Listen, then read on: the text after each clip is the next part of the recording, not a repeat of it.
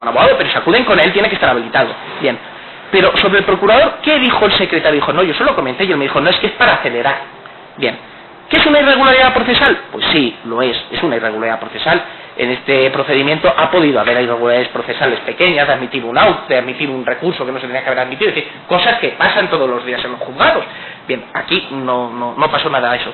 Pero yo, esta parte, solicitó un testimonio, una declaración que nos hubiera sido muy importante, y era la del señor Florit, porque vamos a ver, todas estas manifiestas ilegalidades, todas estas resoluciones manifiestamente injustas, ¿qué hacía el señor Florit? Que, como dice el Ministerio Fiscal, tiene encomendada la defensa de los menores. No recurrió, no presentó quejas, es más, no se le ha abierto ningún expediente disciplinario. Si no lo hizo por negligencia, algún expediente disciplinario se le tiene que haber abierto, y figuran autos, porque esta parte lo solicitó, el que no se ha abierto ningún expediente disciplinario al respecto. Bueno, entonces ahora corresponde, entiendo yo, entrar en los elementos del tipo, y creo que hay que entrar en los elementos del tipo con mucho detalle, porque aunque son cuestiones de derecho que la sala tiene que conocer, sí creo que hay que puntualizarlas, porque en el fondo estamos hablando de un delito técnico, de un delito de aplicación del derecho y de supuesta violación del derecho. Por la parte contraria, por mi compañero el señor Mazón, la acusación particular, se viene a decir, por ejemplo, que inadmite la apelación en su día que se presentó, y que en fin, que eso no es así, porque el magistrado entiende que es por ser interlocutoria. Él cita un artículo de la Ley de Enjuiciamiento Civil que establece que todos los autos son recurribles. Bien, esto no es así. Se ignora de contrario que es que la jurisdicción voluntaria no acaba nunca por sentencia, acaba por auto, y se refiere a los autos que terminan, que dan fin a un procedimiento, no a los autos, en efecto, no a las resoluciones interlocutorias. Pero conviene entrar en lo que es ya más de peso, porque entiendo yo que es más de peso, es en el tema, por ejemplo, de la recusación. Bien, en la recusación hay un elemento básico. O sea, podríamos hablar, pero esto no es una cátedra, podríamos hablar de la naturaleza de la recusación, que la diferencia de la abstención, que uno es de naturaleza jurisdiccional y otro no. Pero entendemos que eso no se ha discutido. Lo que se discute es quién tiene que inadmitir la recusación. ¿Le corresponde al juez recusado alguna actividad? Pues sí le corresponde una actividad. Es verdad que el artículo 225 de la Ley Orgánica del Poder Judicial, en una lectura apresurada, parece entenderse que no tiene nada que hacer el juez recusado, pero en una lectura más pausada uno encuentra un punto 225.1 que dice exactamente: formulada la recusación, se remitirá en su caso el escrito y los documentos de la recusación a quien que le corresponde instruir el incidente. ¿Qué quiere decir en su caso? Que hay casos en que no se admite. ¿Y cuándo no se admite? Pues cuando son defectos insubsanables que afectan al meollo mismo de la cuestión jurídica. Es decir, cuando la parte que lo presenta no está legitimada, cuando la recusación prima facie es manifiestamente injusta, cuando se presenta fuera de plazo, etcétera, etcétera, etcétera. Bien, pero es que es más, es que si no la admitiéramos así, dejaríamos vacío, convertiríamos al instructor en un mero órgano de actuación automática, porque el instructor no tiene que reunir, simplemente tiene que coger las pruebas, y viene la ley orgánica, detalla lo que tiene que hacer el instructor, y el instructor no tiene que admitir o no admitir, ya se le da por sentado que está admitido.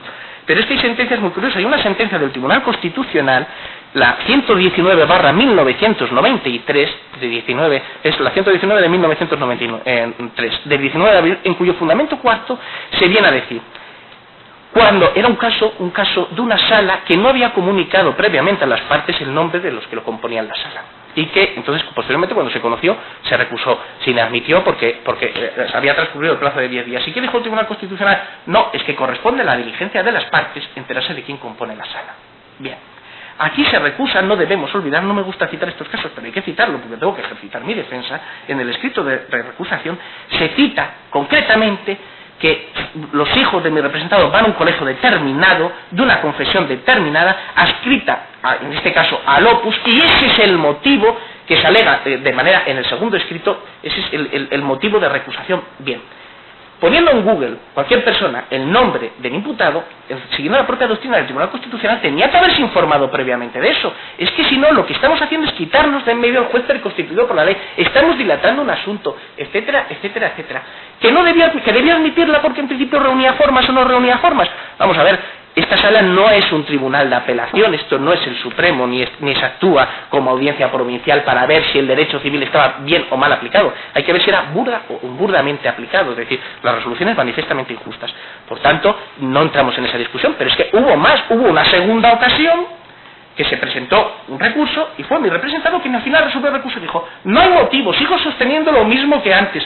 Hoy por hoy, ser católico, porque la recusación era por eso, por supuesta pertenencia al Opus Dei, hoy por hoy no hay motivo ninguno para recusar por el carácter católico del juez, porque es que entonces estaríamos acabando incluso con la propia pluralidad que manifiesta la Constitución. La sociedad española es plural y los jueces, según el artículo 3 del Código Civil, deben interpretar la ley según las costumbres, los usos de la época, etcétera. No podemos hacer un sistema judicial donde los jueces todos piensen igual. Precisamente por eso existen recursos, por eso la valoración de la prueba tiene dicho el Constitucional, tiene dicho el Supremo, pertenece al juzgado que por inmediación lo ha visto. Solamente se podrá recurrir pues el íter lógico, si son burdamente fundamentadas, etcétera, etcétera, etcétera. Pero querer hacer que todos los jueces tengan que pensar de una manera y que el solo hecho de adscribirse supuestamente a una determinada confesión religiosa, que eso suponga el motivo, eso es una barbaridad, por eso se me admitió. Pero después, cuando se presentó el recurso, al final se admitió, y se admitió, dijo esta parte, y no lo dijo irónicamente, lo dijo porque lo necesita decir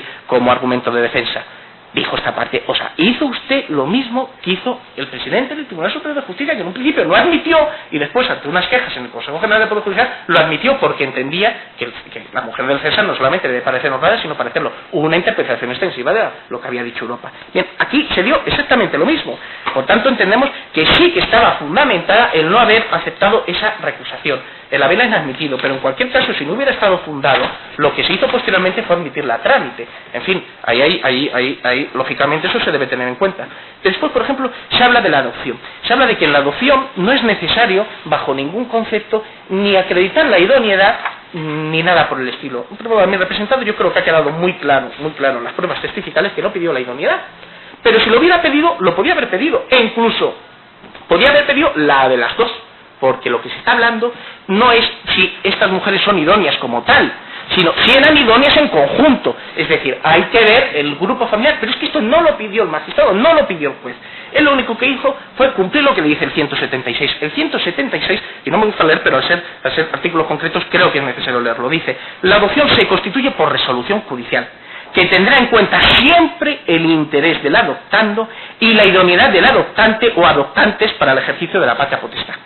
Y luego dice en el punto 2, no obstante, no se requiere propuesta, la propuesta es lo que no se requiere, pero la idoneidad y el interés del menor se requiere siempre, siempre, siempre.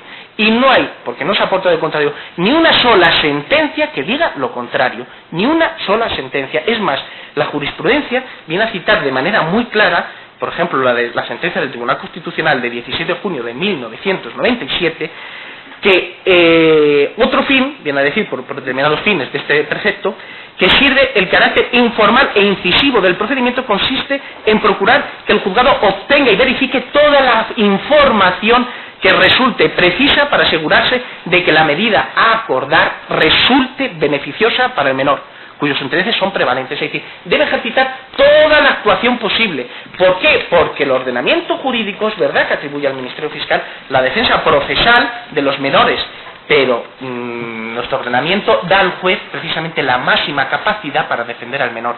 Es el juez, entre comillas, como además dice la jurisprudencia italiana cuando habla de menores, dice, es el ángel de la guarda del menor. ¿Y por qué lo dice? Porque es el juez quien debe valorar eso. Pero es que hay otra sentencia del Tribunal Supremo de 18 de junio de 1998 que dice que el instituto de la adopción se encuentra inspirado en el interés del menor, al ser el más digno de protección. Es decir, no existe un derecho de las madres a adoptar, sino del menor a ser adoptado. Y debe evitarse que pueda perjudicarse de alguna manera las puras situaciones humanas y afectivas que deben informar las relaciones paternofiliales. Es preciso examinar las circunstancias específicas en cada caso concreto. Aquí había unas circunstancias específicas, porque se habla de discriminación, pero no se cita el tertium comparationem que establece el Tribunal Constitucional. ¿Cuál era el caso excepcional? Que se sepa, esta es la única adopción que nosotros hemos tenido conocimiento en estos procedimientos de personas del mismo sexo. Bien, desde muy antiguo, desde el derecho romano, se entendía que la adopción, y luego eso nuestro derecho lo acoge, que la adopción es imitación de la naturaleza. Imago nature, se dice, y lo decía el digesto en el libro primero, título séptimo, ley 16. ¿Y por qué decía esto el digesto? Bien, lo decía porque la adopción tiende a imitar a la naturaleza. Bien, estos principios se aplican en nuestro propio derecho, se ha aplicado siempre, desde que el hombre ha sido así. Esto es una situación completamente novedosa, no podemos aplicar criterios anteriores. De hecho, Lo peor que puede haber en un sistema judicial es que los jueces se conviertan en burócratas rutinarios. Los jueces tienen que analizar, los magistrados tienen que analizar los casos, no pueden convertirse en meros funcionarios que firmen sin más, sin ver la entraña misma del asunto. Es lo que hizo el magistrado. Hizo el magistrado y dijo, vamos a ver, a lo largo de... Un abogado, pero si acuden con él tiene que estar habilitado. Bien. Pero sobre el procurador, ¿qué dijo el secretario? Dijo, no, yo solo comenté, y él me dijo, no, es que es para acelerar. Bien. ¿Qué es una irregularidad procesal? Pues sí, lo es una irregularidad procesal. En este procedimiento ha podido haber irregularidades procesales pequeñas, de admitir un auto, de admitir, porque esta parte lo solicitó, el que no se ha abierto ningún expediente disciplinario al respecto.